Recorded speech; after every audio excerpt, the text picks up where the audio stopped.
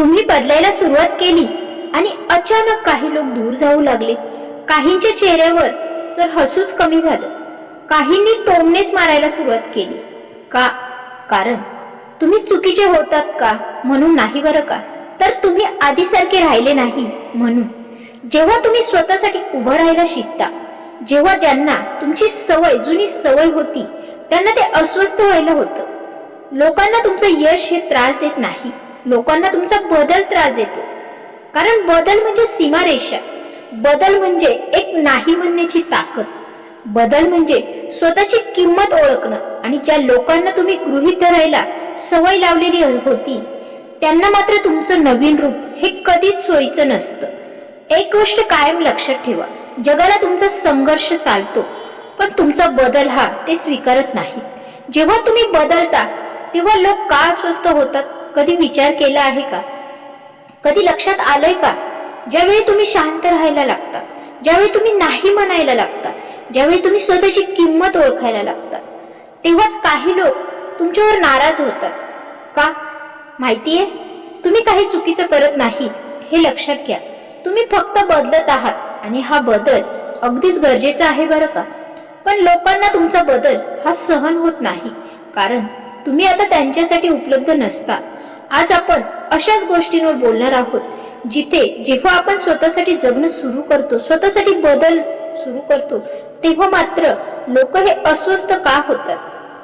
सर्वात प्रथम पाठ 1, लोकांना तुमची जुनी आवृत्तीच का आवडते बरं? आपण जसे आहोत तसेच त्यांना का आवडतो? कारण आपण त्यांच्यासाठी उपलब्ध असतो. लोकांना तुमची ती आवृत्ती असते ना पूर्वीची, ती जशीच तशीच आवडते. कारण तुम्ही त्यावेळी जास्त उपलब्ध होता, पटकन त्यांना माफ करत होता, त्यांच्या चुकांकडे दुर्लक्ष करत होता, स्वतःच्या भावना बाजूला ठेवत होता, सगळ्यांना खुश ठेवण्याचा प्रयत्न करत होता, स्वतःकडे मात्र दुर्लक्ष करत होता. कारण ती आवृत्ती त्यांना सोयीची होती, ती त्यांच्यासाठी उपयुक्त ठरत होती. जेव्हा तुम्ही बाउंड्री जगता, सीमा लावता, जेव्हा तुम्ही स्वतःसाठी उभं राहता, तेव्हा मात्र त्यांचा कम्फर्ट झोन हा तुटतो. कारण की त्यांनी तुम्हाला गृहीत धरलेलं असतं आणि कम्फर्ट झोन तुटला की लोक मात्र अस्वस्थ होतात. पाठ 2, कंट्रोल हरवला की लोक चिडतात. कंट्रोल, त्यांना तुम्हाला त्यांच्या कंट्रोलमध्ये ठेवायची सवय असते आणि तुम्ही त्यांचं ऐकणं बंद केलं की मग मात्र ते चिडतात. पूर्वी तुम्ही लगेच रिप्लाय द्यायचे, लगेच उपलब्ध व्हायचे, सगळं सहनही करायचे. पण आता मात्र तुम्ही स्वतःसाठी वेळ घेता, स्वतःला वेळ देता, स्वतःच्या मनाचा विचार करता, गरज नसताना एक्सप्लेन करत नाही, कुणाचाही स्वतःचा आदर करता. मग काही लोकांना वाटतं की आता ही बदलली आहे बरं का, हा बदलला आहे आणि तुम्ही बदलतात ना, पण ते वाईट नाही बरं का, ते तुम्ही मजबूत झालेले असतात. पण काही लोकांना तुमच्यावर कंट्रोल हवा असतो, मग तो होत नाही. तुम्ही स्वतःचा कंट्रोल स्वतःकडे घेतलं की त्यांना त्रास होतो, कारण की त्यांना त्यांच्या कंट्रोलमध्ये तुम्हाला ठेवायचं असतं. पार्ट नंबर 3 म्हणजे तुमची ग्रोथ. तुमचा ग्रोथ काहींना इनसिक्युरिटी वाटतो, कारण की तुम्ही जर पुढे गेलात तर मात्र त्यांचं कोण ऐकणार.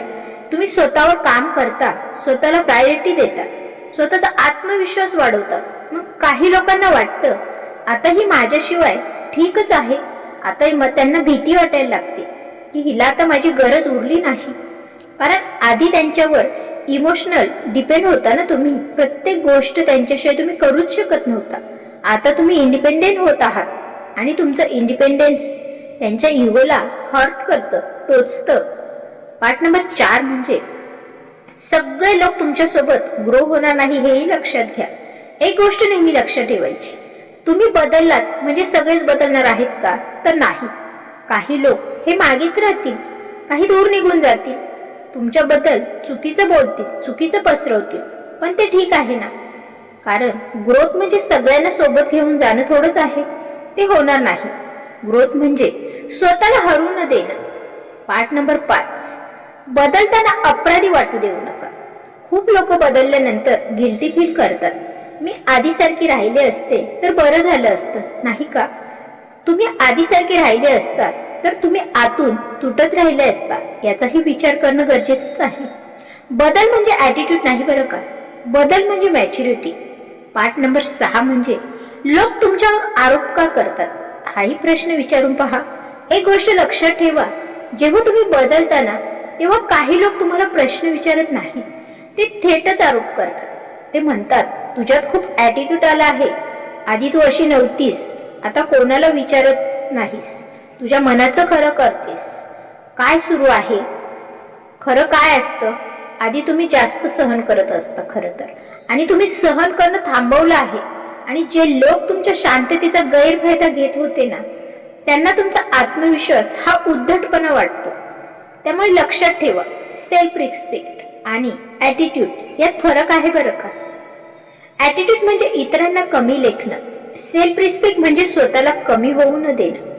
पाठ नंबर 7, जवळची माणसंही बदल सहन करत नाहीत. जेव्हा आपण बदलतो तेव्हा सगळ्यात जास्त दुखवणारी गोष्ट कोणती माहिती आहे? बाहेरची माणसं नाही बरं का, तर ती जवळचीच माणसं असतात.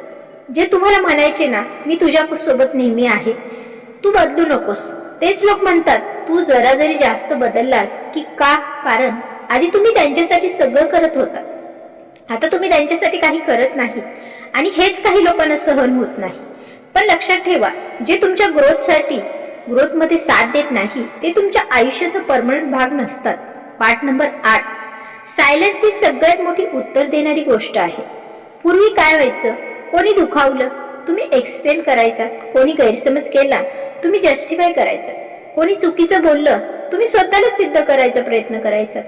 तुम्ही शांत राहता आता तुम्ही शांत राहता. ही शांतता खूप लोकांना अस्वस्थ करते.